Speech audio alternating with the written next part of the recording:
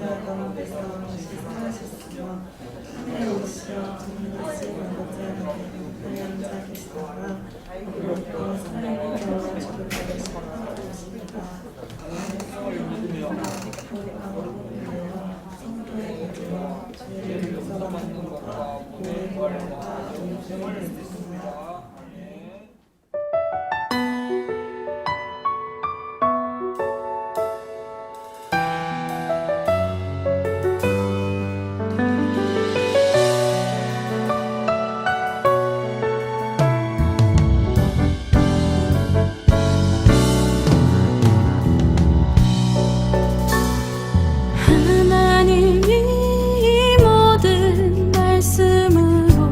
말씀하여 이르시되 나는 너를 애굽 땅에서 인도한 너의 하나님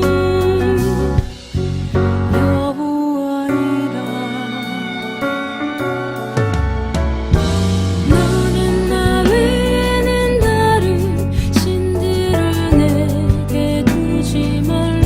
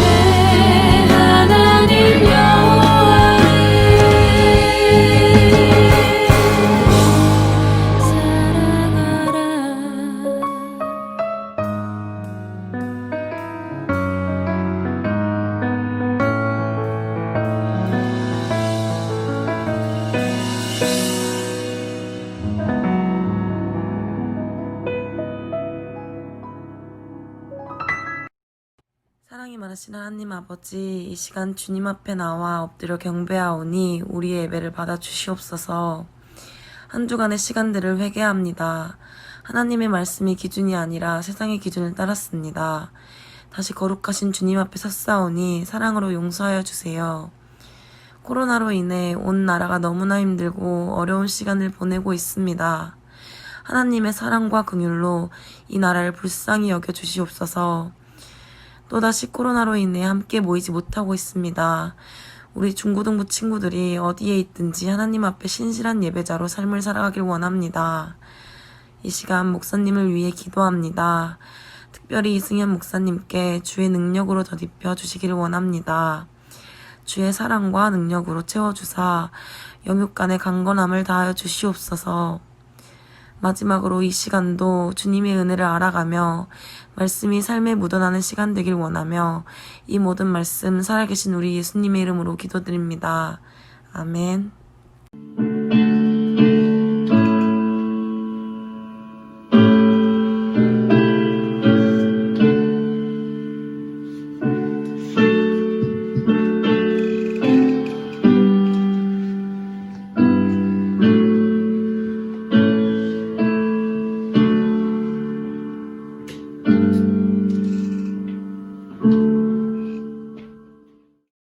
오늘 우리에게 주시는 말씀은 출애굽기 20장 12절로 17절까지의 말씀입니다.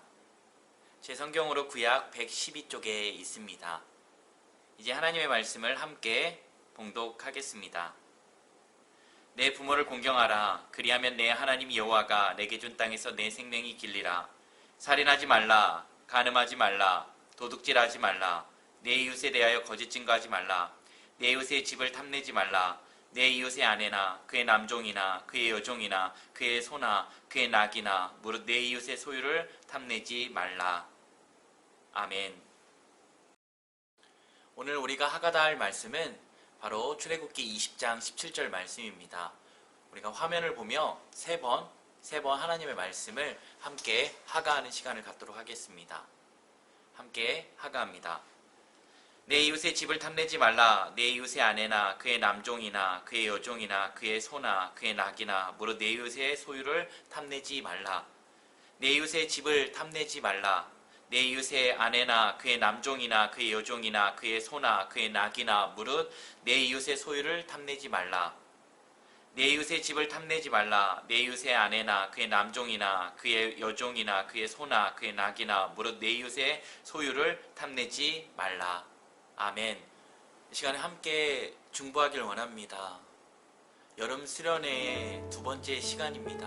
그럼에도 불구하고 또 토요일에 결정된 사회적 거리 2단계로 격상이 되면서 우리는 또다시 온라인 예배로 드리게 되었습니다. 안타까운 일입니다. 함께 모여서 예배하고 또 함께 교제하는 시간이 얼마나 중요한지 모르는데 계속해서 우리는 현장 예배했다가 또 온라인 예배로 전환되었다가 계속되는 코로나 상황 가운데 어려움이 있습니다. 오늘 이 시간 우리가 중보하기를 원합니다. 하나님, 이 코로나가 언제 끝날지 모르지만 하나님, 저희가 무엇보다 하나님과의 예배하는 그 교제의 시간을 결코 놓치지 않게 하여 주시옵소서. 온라인으로 예배드린다고 해서 결코 소홀해지지 않게 하여 주시고 더욱더 주님을 앙모하는 시간, 주님을 앙망하는 시간, 주님 안에서 저희가 하나님의 뜻에 따라 나아가는 귀한 은혜의 시간, 회복의 시간, 복된 은혜의 귀한 은혜가 있게 간절히 바라며 지금 같이 함께 합심하여 부르시죠. 중보하며 나아가겠습니다. 기도합니다. 사랑의 하나님, 은혜를 감사합니다. 아버지 하나님, 저희들에게 여름 수련회를 허락해 주시고 지난주 첫 번째 시간을 가졌습니다. 코로나 상황 가운데 주님, 저희가 간략하게 여름 수련을 했지만 그 속에서 하나님이 주신 그 십계명을 통해 많은 은혜를 누렸는데 오늘 마지막 시간인데 주님, 어제 사회적 거리 2단계로 격상되면서 저희가 온라인 예배로 전환되었습니다. 주님, 그럼에도 불구하고 이런 힘들고 어려운 시기지만 저희가 예배를 붙들며 하나님을 더욱더 붙들며 앙망하기를 원합니다. 주님을 앙모하며 주님께 구하며 이 상황 가운데 어떻게 살아가야 될지를, 하나님 안에 어떻게 살아가야 될지를 깨닫고 그 말씀대로 살아내는 귀한 역사가 일어나게 해주시옵소서. 온라인이지만 여름 수련의 마지막 날입니다. 십계명을 통하여 우리의 삶을 돌아보게 해주시고 이제는 십계명의 말씀이 우리의 삶 가운데 나타내질 때까지 저희가 계속해서 하나님의 말씀을 묵상하는 것을 멈추지 않게 하여 주시옵소서. 우리 사랑하는 친구들, 오늘 놀라운 집중력 허락하여 주시고 또한 하나님을 앙모하는 마음 주셔서 갈급한 심령 가운데 하나님을 만나는 귀한 은혜가 있게 해주시옵소서. 감사합니다. 우리의 모든 중보를 들어응답하여 주시는 예수님의 이름으로 감사하며 기도드립니다. 아멘. 사랑하는 여러분, 지난 토요일 전국적으로 사회적 거리두기 2단계로 격상되면서 우리는 현장 예배를 그토록 바라고 또 기다렸는데 온라인 예배로 전환되게 되었습니다. 이러한 현실 가운데 코로나가 잠시 주춤했지만 또다시 무섭게 확진자가 늘어나고 있고 여전히 불안한 상황 가운데 있습니다. 그럼에도 불구하고 우리가 여름 수련회를 하나님 안에서 잘 마치길 원합니다. 그래서 안타까운 시간이고 또 답답하지만 시간 우리가 그러한 것들을 다 주님 앞에 내려놓고 인사하는 시간을 갖도록 하겠습니다.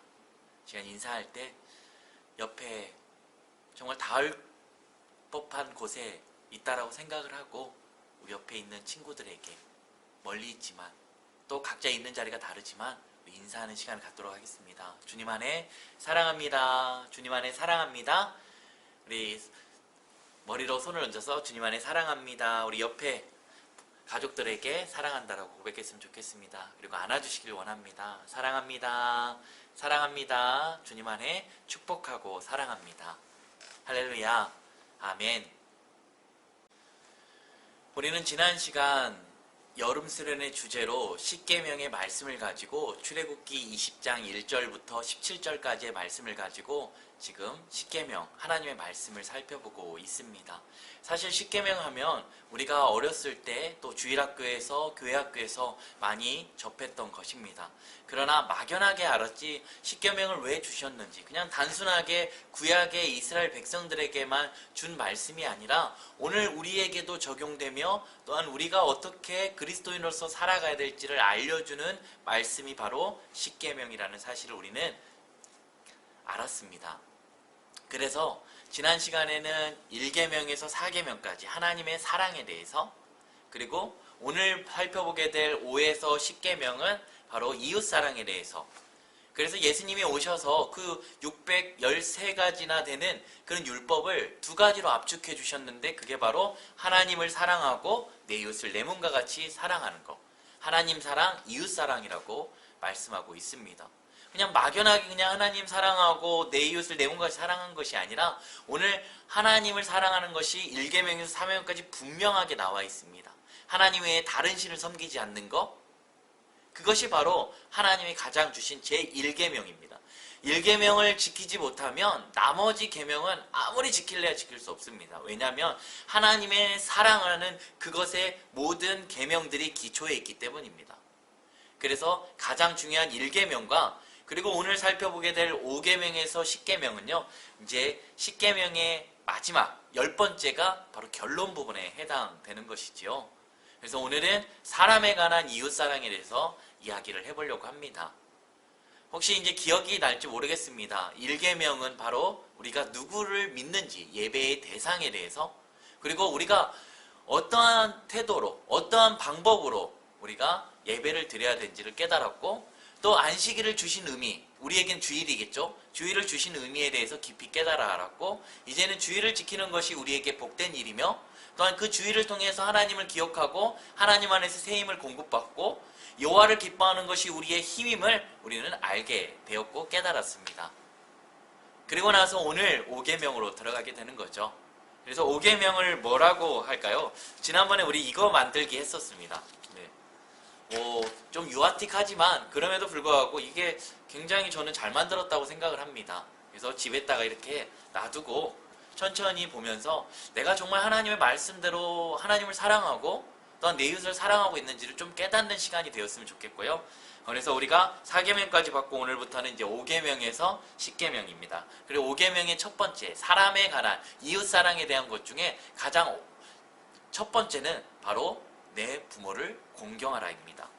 이것은 바로 하나님이 세우신 권위에 복종하라는 거예요. 이 세상에 권위가 사라지면 어떻게 될까요? 혹시 생각해 본 적 있나요? 부모나 교사의 권위가 사라지면 아이들은 좋아할지 모릅니다. 그런데 시간이 흐르면 그 아이들은 뭔가 잘못되었는데 라는 생각을 갖게 됩니다. 이거랑 비슷하죠. 우리가 코로나가 터지고 나서 겨울방학을 좀 굉장히 길게 했습니다. 겨울방학 하면은 우리가 가장 기다려지는 게 뭐예요? 늦잠 자는 거잖아요.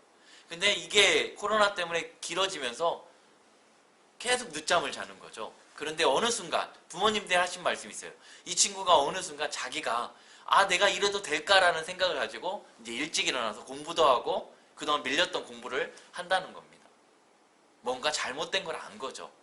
그렇다면 국가의 권위가 사라지면 어떻게 될까요? 국가의 권위가 사라지면 바로 더 큰 문제가 발생합니다. 바로 무법천지가 된다는 겁니다. 권위는 하나님의 창조 세계를 지탱하는 원리입니다. 핵심은 사람을 향한 효가 아닙니다. 바로 하나님이 주신 권위예요.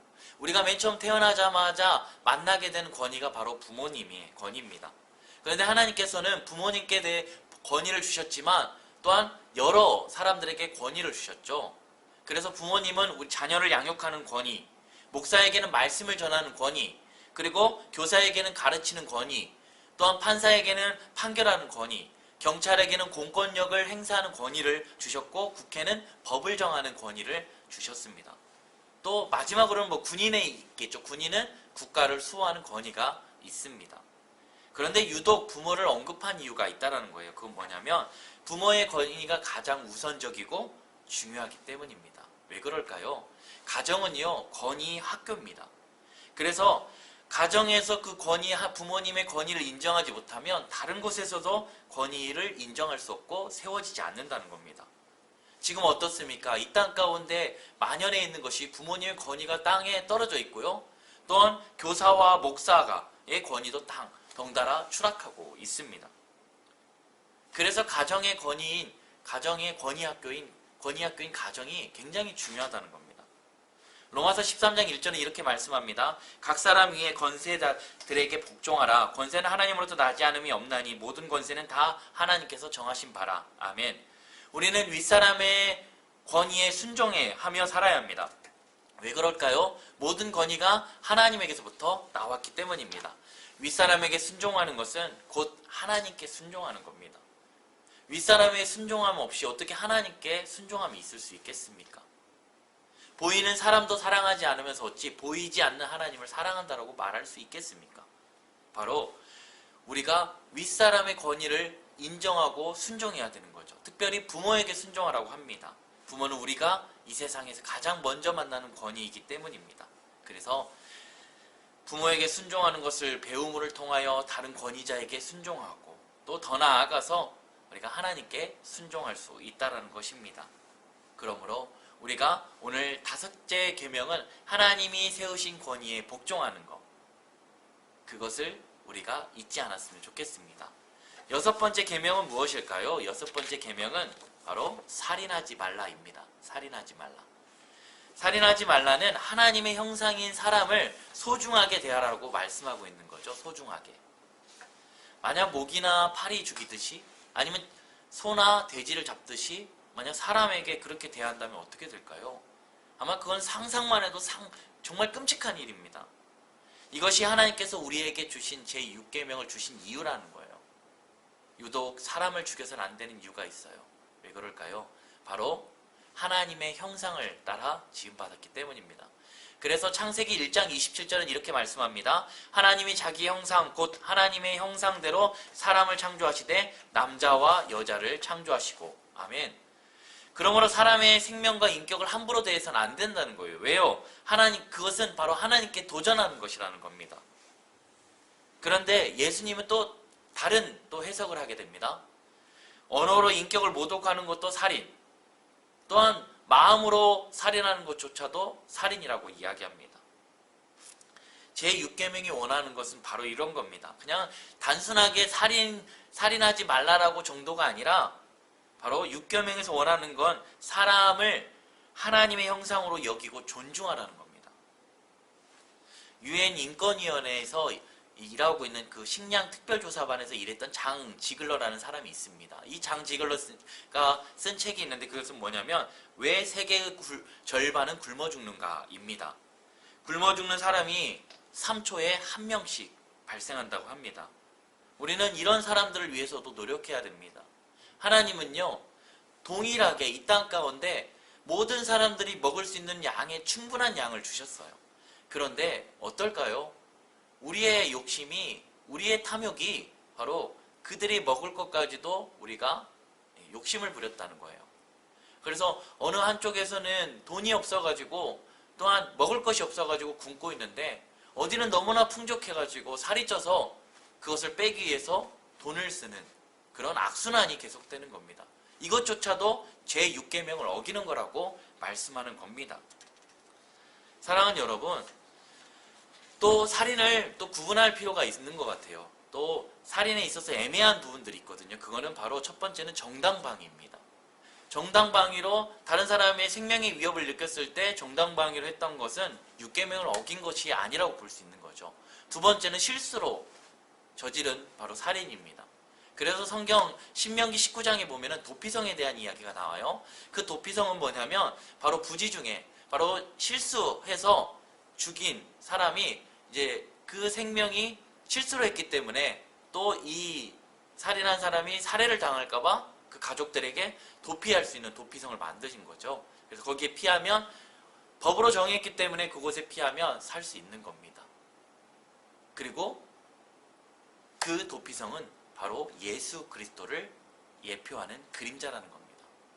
바로 우리가 죽을 수밖에 없는 죄인들이에요. 그러나 하나님의 아들 예수 그리스도께 피하면 우리가 그 모든 것들을 용서함을 받는 겁니다.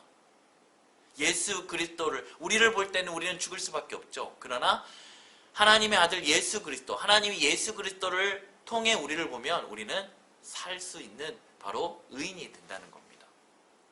그래서 도피성은 굉장히 중요하고요. 마지막으로는 이겁니다. 국가의 사회 정의를 위해서 행하는 살인입니다. 그건 뭐냐면 극악무도한 범죄를 저질렀어요. 그런 이에게 형벌을 내리는 거죠. 이 살인죄를 지은 이에게 바로 이 사형을 명하는 거죠. 그 사형이 바로 국가의 정당한 사회적 정의를 실현할 때 그게 제6계명을 어기는 일이 아니라는 겁니다. 그러나 더 우리가 중요한 것은 우리가 사람의 생명을 해치는 것도 또 인격을 모독해서도 안 됩니다. 더 나아가서 사람을 살리고 인격을 존중하는 것, 그것이 바로 우리들에게 필요한 겁니다. 그래서 힘들고 어려운 또 형편에 있는 이들을 찾아가서 섬겨주고 또 하나님의 사랑을 전하는 것도 바로 6계명에 해당되는 거죠. 그럴 때 세상은 하나님께서 원래 의도했던 것으로 한 걸음 내디딜 수 있고 나아갈 수 있는 겁니다. 7째 계명은 바로 간음하지 말라입니다. 간음하지 말라. 간음하지 말라는 뭐냐면 성적으로 순결하라 라는 말씀입니다. 여러분 혹시 오징어 알죠? 오징어를 잡을 때 오징어를 굉장히 쉽습니다. 제가 이제 준비를 했는데요. 오징어를 잡을 때는 어떻게 잡냐면 바로 이겁니다.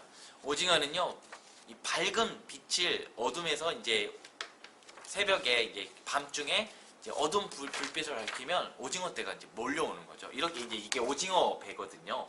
오징어 잡이 배인데 여기에 이제 불빛이 환하잖아요. 이 불빛을 하면 이 오징어는 주광성이래요. 그래서 쉽게 낚싯바늘에 걸려서 잡을 수 있다는 겁니다. 그럼 사람은 어떨까요? 사람은 주성성입니다. 오징어가 주광성이라면 사람은 주성성이에요. 주성성은 뭐냐면 바로 사람은 성적인 유혹에 쉽게 넘어간다는 거예요. 그래서 주성성입니다. 여러분, 개인이나 또 가정이나 사회를 순식간에 무너뜨릴 수 있는 방법이 있습니다. 그건 의외로 간단합니다. 바로 성적으로 타락하게 부추기면 되는 거예요. 그래서 하나님이 오늘 제7계명 간음하지 말라라고 우리에게 주신 겁니다. 이 7계명의 핵심은 결혼입니다. 결혼 제도를 만드신 이유는 이겁니다. 첫 번째는 바로 서로 남편과 아내가 서로 도우며 살아가도록, 또한 하나님의 나라를 확장하기 위해서, 그리고 경건한 자손을 얻기 위해서. 결혼은 바로 하나님께서 만드신 거룩한 제도이기 때문입니다. 그리고 하나님의 뜻을 이루는 방편이며 하나님의 영광을 추구하는 통로라고 해요. 그러므로 하나님이 결혼 제도를 만드신 목적과 상반되는 행위는 모두 7계명을 어기는 겁니다. 하나님은 결혼 제도를 통해 자기 백성의 순결을 지키시고 거룩한 군사를 양성하십니다. 성도의 가정은 하나님의 나라를 세우는 중추적인 기관입니다. 그런 점에서 사단은 끊임없이 가정을 노리고 있습니다. 가정을 무력화시키고 가정을 깨트리려고 합니다. 그런데 그것이 결코 이상한 일이 아니에요. 왜냐하면 사단은 어떻게 해서라도 우리를 그렇게 해서 사람과 사람 사이의 관계를 깨뜨리고 의심하게 하고 또한 간음하게 함으로 말미암아 그 가정을 깨뜨리게 한다는 겁니다. 그럼 우리는 오늘 선택해야 됩니다.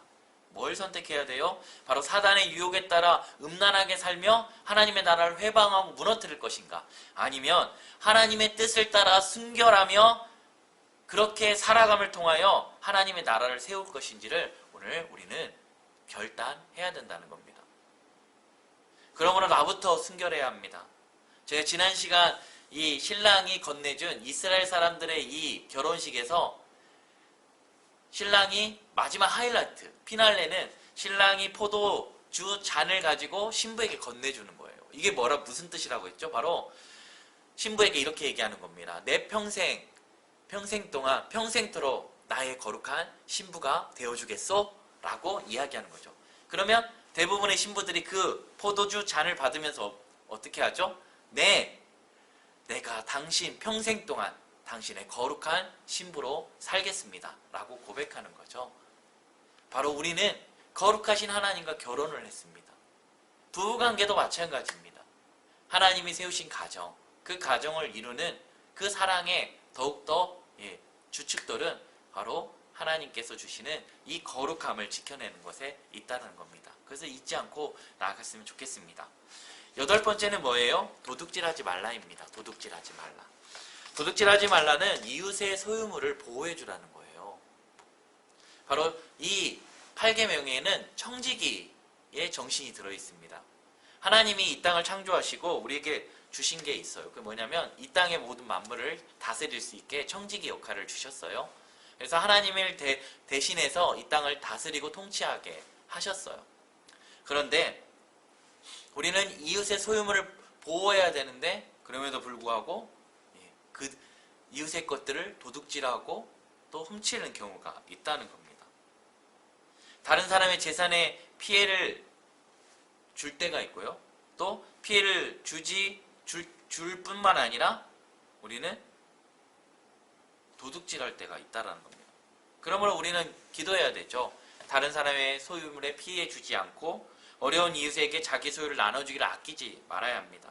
모든 거래를 공정하게 하고 세금을 성실하게 납부하는 것, 정당한 직업을 가지고 땀 흘리며 성실하게 일하는 것, 그렇게 할 때 우리의 삶은 어떻게 될까요?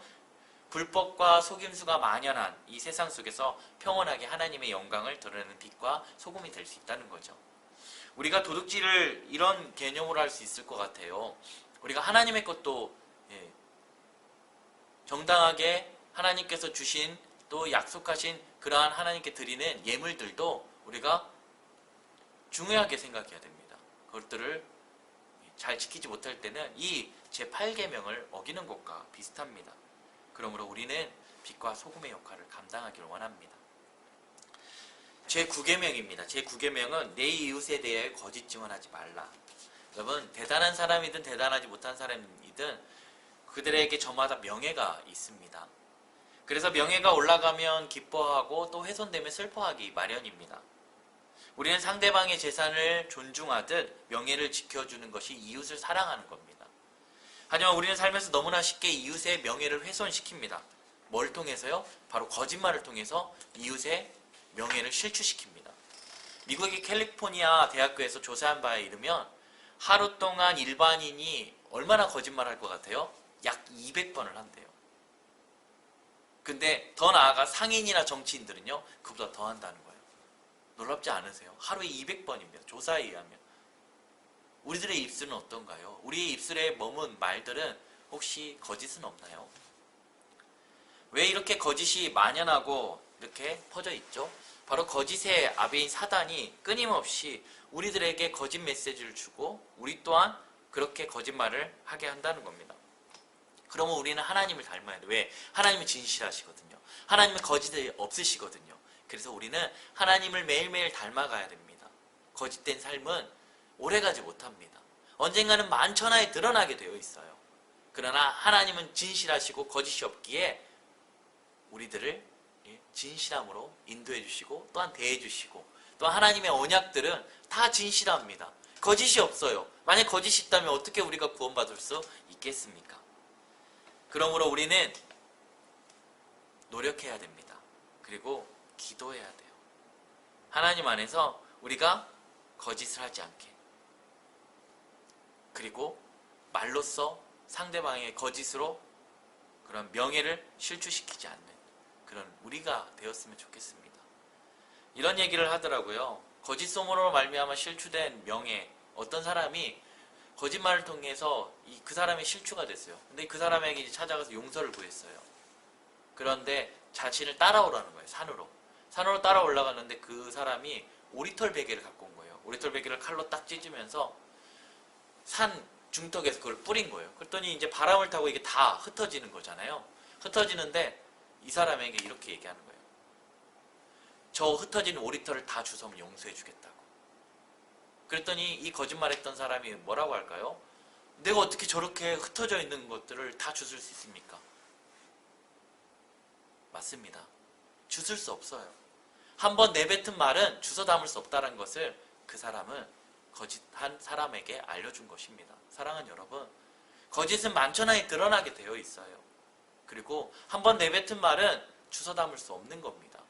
그래서 우리가 정말로 진실된 하나님, 거짓이 없으니 하나님을 닮아서 우리의 입술도 거짓이 사라지고 진실함으로 사랑함으로써 세상의 빛과 소금이 되길 원합니다. 그럴 때 아무리 세상에 거짓이 가득할지라도 성도의 진실함만은 어둠에 비추는 빛이 될 것입니다. 좀 바쁘게 달려온 것 같아요. 십계명을 하면서 들었던 생각들이 있습니다. 이제 십계명 마지막이다 그런가 봐요. 십계명은 이 십계명 마지막입니다. 10계명인데요. 내 이웃의 집을 탐내지 말라입니다. 여기서 이제 오늘 말씀에 내 이웃의 집을 탐내지 말라라고 나오는데, 무릇 내 이웃의 소유를 탐내지 말라라고 나오는데, 이 무릇이라는 단어가 히브리어로 콜이라는 단어예요. 번역하면 콜인데, 이 콜은 전체, 그 모두를 뜻하는 거죠. 그러니까 전체의 이웃의 소유물을 탐내지 말라는 거예요. 그리고 영어 성경에는 anything이라고, 어떤 것이든지 무엇이든지 탐내지 말라라고 이야기합니다. 이 탐내지 말라를 긍정형으로 바꾸면 자족하라입니다. 하나님이 주신 것에 자족하는 마음. 하나님이 우리에게 있어야 할 것들을 다 알고 계시면 주세요. 우리가 많다고 해서 행복한 거 아닙니다. 우리가 있어야 할 것들이 있고, 또 때로는 부족함이 있을 때 하나님께 더욱 감사할 수 있는 겁니다. 그리고 하나님은 우리를 결코 놓지 않으시죠. 그런데 이 탐심은 어떨까요? 이 탐심 때문에 정말 우리들의 입술에 감사보다는 불평이 넘칠 때가 있고요. 이 탐심 때문에 원망이 넘치기도 하고요. 이 탐심 때문에 이 10계명 있잖아요. 그것들을 지키지 못할 때가 있다는 거예요. 그래서 이런 얘기합니다. 탐심은 우상숭배다. 하나님이 나 외에 다른 신을 섬기지 말라라고 했잖아요. 우상을 섬기지 말라라고 한 거예요. 우리의 욕심이, 우리의 탐욕이 지금 있는 것에 만족하지 못하기 때문에 그렇게 우리는 변화된다는 겁니다. 사랑하는 여러분, 바로 우리의 마음이 문제인 거예요. 우리의 마음 가운데 자족하는 마음이 있다면 탐욕의 마음은 사라지는 겁니다. 그런 점에서 제10계명은 예수님의 그림자라고 이야기할 수 있습니다. 우리가 10계명을 보면 볼수록 율법을 온전히 지킬 수 없다는 것과 율법으로는 우리가 구원에 이룰 수 없다는 것을 깨닫게 되었죠. 10계명 전체는 우리를 예수님께 인도하는 바로 징검다리와 같아요. 한 걸음 한 걸음 인도하는. 10계명을 배우면 배울수록 우리는, 그리고 10계명을 살려고 애쓸수록 우리는 자신의 한계와 연약함에 마주하게 됩니다. 그러니 결국 율법이 아니라 예수님을 바라보지 않고는 우리가 살 수 없구나라는 것을 깨닫게 되는 겁니다. 그리스도만을 의지하고 또 우리가 그분만을 붙들기 원합니다. 10계명을 통해서 우리가 저기 보시면 10계명을 통해 그리스도인의 삶을 돌아보다였습니다. 우리가 여름 수련회가 사실은 주일날 여름 수련회는 거의 없잖아요. 근데 코로나는 특수 상황 가운데 우리가 지난주와 이번주 했어요. 10계명을 통해 우리의 삶을 돌아본 건 이겁니다. 우리가 구원을 받았는데 구원받은 우리가 어떻게 살아가야 되는지, 하나님께서 우리를 만드신 바라 그가 예수 그리스도 안에 우리를 선한 일을 위하여 지음받았다라고 이야기합니다. 우리를 선하게 이끌어 주시는 거죠. 사랑하는 여러분, 오늘 하나님께서 우리에게 십계명을 지키라고 말씀하십니다. 이것은 단순한 계명이 아니라 살아계신 하나님의 말씀입니다. 그리고 이것을 지킬 때, 그리고 이것을 지키며 살길 원합니다. 왜요? 그것이 우리에게 유익하기 때문입니다. 그래서 신명기에는 이렇게 얘기하죠. 이 모든 계명을 내 행복을 위하여 지킬 것이 아니냐, 바로 우리의 행복과 직결되어 있다는 거예요. 우리가 십계명을 지키면 지킬수록 무거운 짐이 아니라 오히려 우리의 삶에 굉장히 윤택하고 행복한 삶이 되어지는 겁니다. 왜요? 우린 그렇게 지음받았어요. 선한 일을 할 때, 또한 남들을 베풀 때, 내 가진 것을 가지고 베풀 때, 또 함께 나눌 때, 또 복음을 전할 때, 또 하나님을 찬양할 때, 기도할 때, 말씀 들을 때 행복하게 되어 있다는 겁니다. 오늘 그러한 은혜가 있기를 원합니다. 마지막으로 시편 19편 7절에서 8절 말씀을 읽고 마치겠습니다. 여호와의 율법은 완전하여 영혼을 소생시키며 여호와의 증거는 확실하여 우둔한 자를 지혜롭게 하며 여호와의 교훈은 정직하여 마음을 기쁘게 하고 여호와의 계명은 순결하여 눈을 밝게 하시도다. 아멘. 오늘 십계명을 통해 우리 그리스도인의 삶을 돌아보았다면 그 십계명이 우리의 삶 가운데 나타내어질 때까지 우리가 하나님의 말씀인 십계명을 바라보고 이 말씀을 책상 위에 두고 또한 하나님의 말씀을 두고 그 말씀대로 살아내는, 그래서 우리의 삶 가운데 귀한 말씀의 열매, 성령의 열매가 가득 맺혀지길 바랍니다. 수련회 애썼습니다. 이 시간 함께 기도하길 원합니다. 이 시간 기도할 때 하나님 십계명을 통해서 우리에게 주신 말씀 하나하나마다, 한 계명마다 하나님의 기쁘신 사랑이, 또 우리가 어떻게 살아가야 될지 알려주심에 감사합니다. 이러한 은혜를 잊지 않고 정말로 십계명을 통해 우리에게 주신 그 놀라운 은혜를 날마다 삶으로 살아내고 또한 삶에 나타내질 때까지 살아내는 귀한 은혜가 있게 해달라고, 또한 코로나를 위해서 하루속히 종식될 수 있게 해달라고, 또한 개학을 앞두고 있는데 또 2단계로 격상되면서 또 온라인 수업으로 또 전환되고 어떻게 될지 모르지만 이러한 힘들고 어려운 불투명한 이런 불확실한 시대 가운데 우리가 어떻게 살아가야 될지를 주님이 알려주시고 그 말씀대로 살아가게 해주시는 시간 합심하여 부르짖어 기도하며 나아가겠습니다. 사랑과 은혜가 풍성하신 하나님 아버지, 은혜를 감사합니다.